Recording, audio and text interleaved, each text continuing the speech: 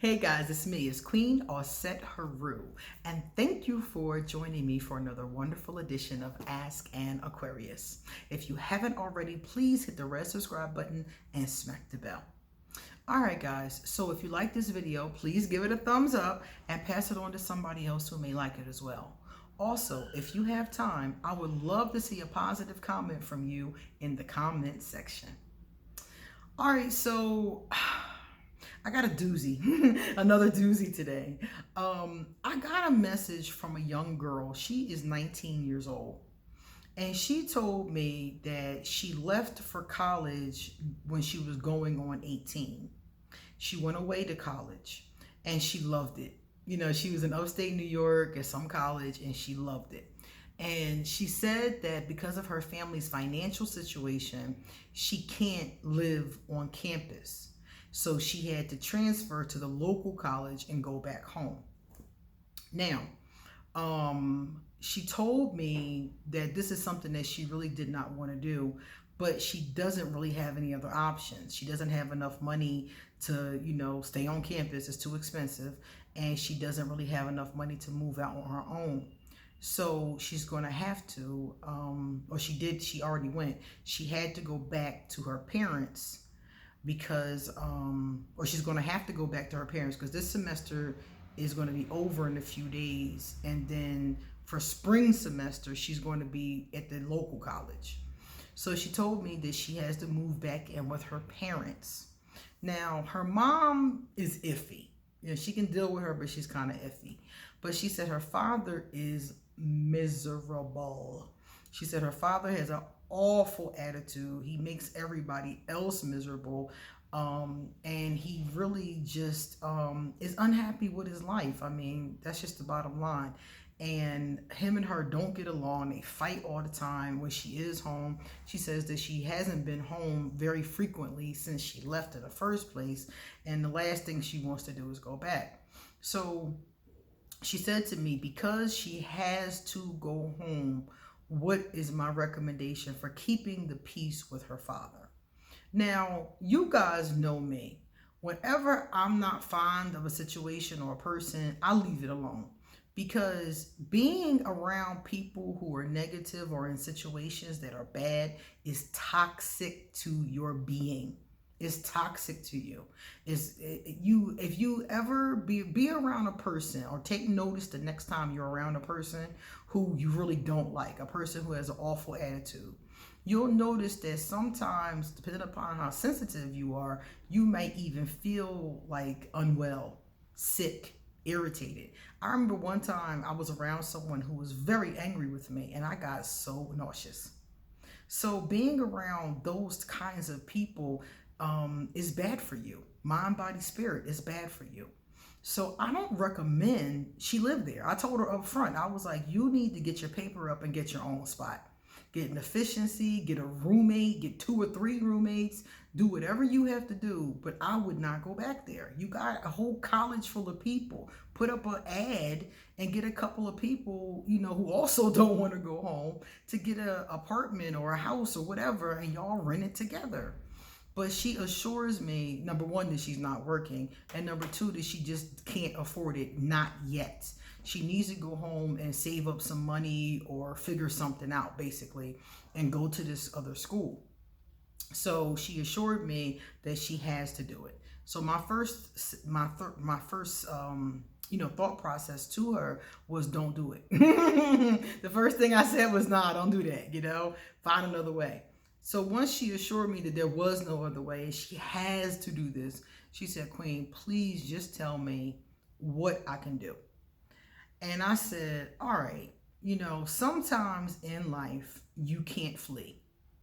Fight or flight, Sometimes you're in a situation with a bad boss, a bad coworker, a father, a mother, a sister, a brother, a person that is making you miserable.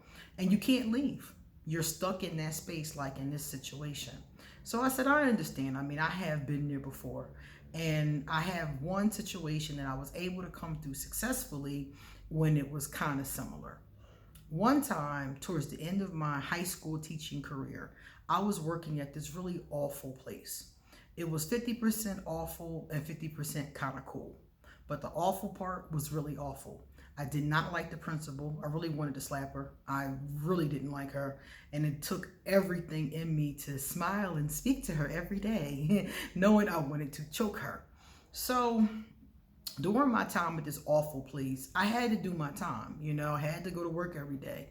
And towards the end, I would sit in the parking lot and cry because I didn't want to go to work. So once the crying started, I knew I had to find a way to make this work for me because I didn't have to stay there long. I only had to stay there for 6 months. So at the 2-month mark, when I was crying in my car, I was like, I'm not going to make it through 4 more months of crying in my car. I have to find a way to deal with this awful place and some of these awful people.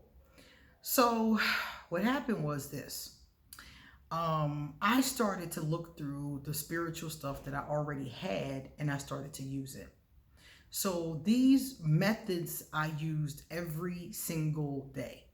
So if you're stuck in a bad situation, you can use these methods too. Use them every day, overuse them, and this will help you while you're stuck in the situation. Number one, this is going to be the hardest part, but it's the most important part. No matter what your father does, do not focus on his bad behavior. Don't focus on it. Don't mention it. Act like you didn't see it or hear it. If he says something rude, if he tries to goad you into an argument, completely ignore whatever it is that he said. Because you and I both know that's only going to get y'all to a bad place. You can't change your father, and it's his house. So you're not going to be able to, get him to act better. You've already tried that. It doesn't work. He has to want to do that himself. And he has to stop being so miserable. He has to figure out what's making him miserable. So no matter what he does, negative or bad, totally ignore it. Walk away, leave the house, do whatever you have to do.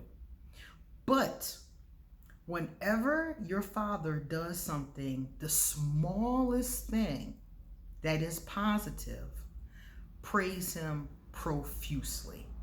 I don't care what he does. If he takes the chicken out to the thaw, if he puts out the trash, if he does anything that you think is a good thing, praise him. Oh, that's what's up, Dad. Thanks for helping with dinner. Oh, Dad, I like your shirt. You look nice today. Whatever he does that you like, and it might only be 1 or 2 things, look for things. Look for things that he does that you like. You said that, he has some positive characteristics.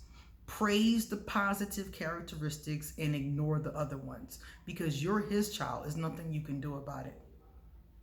Okay? That's the first part. The other part is don't be there unless you have to be. You're in college. Be at the library. Be at parties. Be at your friend's dorm room. There's lots of other stuff for you to do on campus. Don't be in the house all the time because then the two of you have time to butt heads and all that negative energy. So only be there when you have to be there. Don't put yourself in unsafe situations to do this though. Don't be out 2, 3 o'clock in the morning at the club and you ain't got no way home. Be safe, but don't be home unless you have to be home because that way you can minimize the amount of times you have to deal with the negative behavior that you're supposed to be ignoring. Next, use meditation. There are a lot of meditations on YouTube. There are a lot of great meditations on YouTube. A guy named Steve Nobel, I really like his work. He does some great meditations. So one of my subscribers told me about Steve, and I've been listening to him and doing his meditations a lot. But there are a lot of them. There are so many meditations on YouTube. Do one every single day. When your parents go to sleep, do a meditation before you go to sleep. This will help you to relieve stress, calm yourself down, and when he acting simple, it'll be easier for you to just breathe and get yourself back into that state. Okay? So if you meditate daily, it'll get easier and be more and more helpful with the situation. Underneath this video, I'm going to leave one of Steve's meditations, one of my favorite, and I'm also going to leave the next one. The next one is to watch Ajahn Brahm. Ajahn Brahm is a Buddhist monk. And during the time that I was at that awful school, that Buddhist monk kept me from choking that principal. Because the Buddhist monk, Buddhists have a wonderful ability to deal with suffering. They have a wonderful ability. I don't know what it is. I don't know if it's just from the culture or from, all of the things that they've been through. But when you read Buddhist literature and you listen to the talks, they have an uncanny ability to deal with suffering. And to deal with suffering from a positive space. It kills me. It's like they'll be going through something and they'll have this perspective on what they're going through, and they're not even angry at their enemies or those who try to attack them. They have amazing perspective in that way. So I'm going to link one of Ajahn Brahm's videos. Check that video out. Ajahn Brahm has hundreds of videos. Every day, watch one. Watch a video, do a meditation, keep yourself nice and calm. And this is going to help you. This seriously kept my blood pressure down. Also, pray. Around the time that you are ready to meditate, you should do a prayer. Prayer for clarity. Pray for clarity. Pray for guidance. Pray for peace in your home. This vibration will help. It'll bring more positive energy into your home. Pray for help. Pray for enough money that you can get your own place. Pray often and pray from your heart. You don't have to say a prayer or anything written. Talk from your heart. Okay? And also, crystals. I have it in my hand. This one is called Lepidolite. Lepidolite? Lepidolite. That's how you say it. Let me show this to you. It's a purplish crystal. Very pretty, iridescent kind of looking. And this particular crystal you should hold in your palm as you're meditating, as you're praying. This crystal has the vibration of calming negativity, calming stress. It's actually said to have natural lithium in it. And for those of you who already know, lithium is something they used to give people in pill form to calm them down. They might still use it, I'm not sure. I haven't heard of it in years. But they gave it to them in pill form to calm them down. This has a lithium base. So hold that baby in your hand, do your 30-minute meditations, and hold on to that positive energy and let that energy calm down your spirit. If you do this every day, you'll be able to make it through. Another thing you can do as far as crystals is concerned is rose quartz. This is my favorite piece of rose quartz. Well, one of them. I collect these. I have a lot of rose quartz. Rose quartz is one of my favorites. I was buying crystals recently and I was like, don't buy no more rose quartz. Okay? But this is a stone that helps with the heart chakra. So you said that you do love your father. You love each other. You just have a hard time. This is something that will help you. Hold it in your hands when you meditate and when you pray. Put these out, around your room. Sometimes you can't use, like, for instance, smudging methods. Smudging methods are used to break up negativity too. So some of the times your parents or whoever you're with might not like you burning things in the house. But most people will not mind crystals. You can put these around the house. You can buy a nice pretty one for your living room, give one to your father as a gift maybe, You can put these around the house and in different rooms.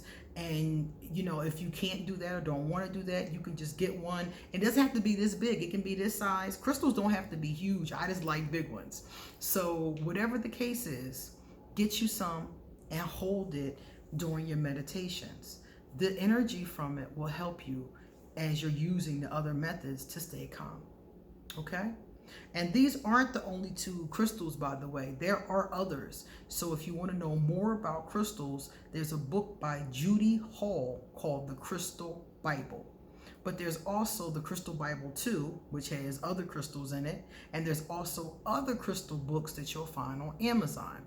I'll link the Crystal Bible underneath here because it's the one that I personally use.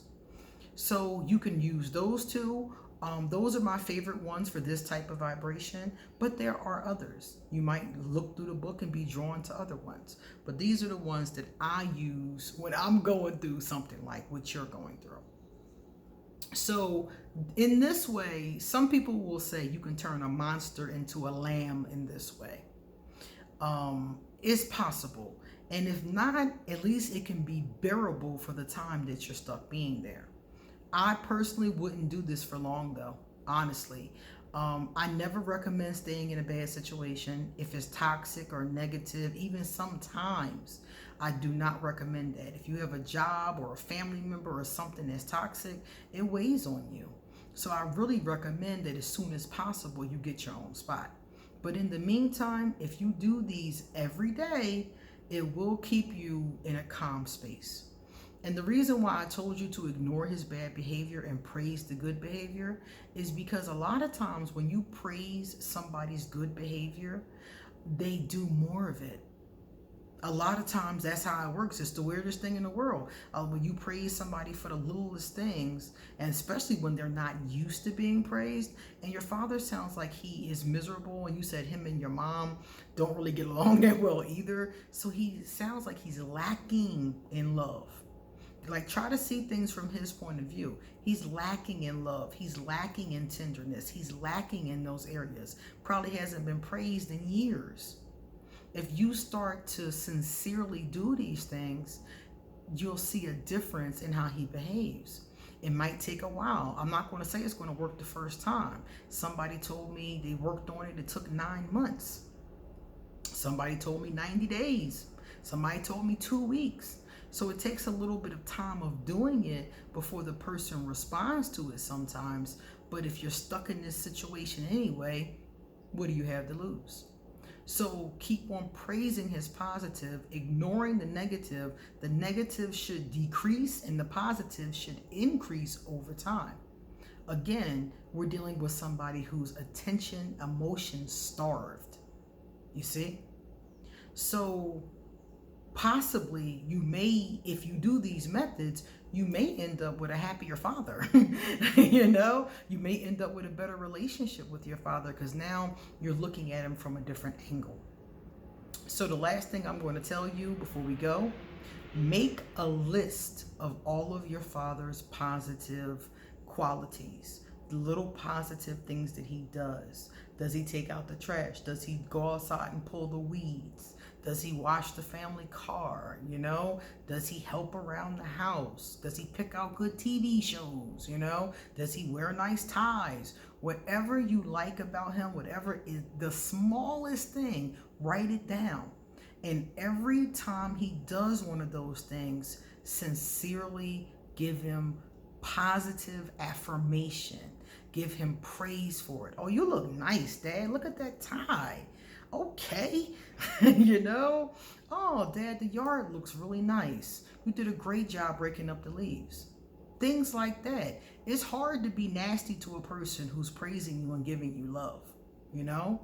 So start to look at his positive qualities and start to ignore the other ones. And you'll see that as time progresses, they'll diminish, hopefully. And if they don't diminish, at least you will have made things a little bit quieter, a little bit calmer while you're stuck back in your parental home. Okay? So that's my recommendations for you. Those are the things that I would do if I was stuck in a bad situation. And I hope that they help you. Okay?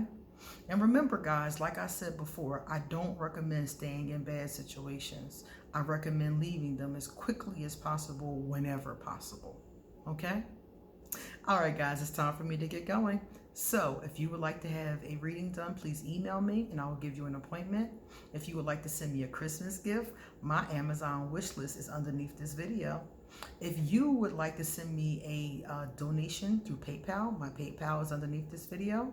If you would like to talk to me on social media, all my social media is underneath this video. And my Patreon, and the t-shirts and the other merchandise that I have on sale, the links for that is underneath this video. Come back soon because y'all know I got a lot more to say. See you later.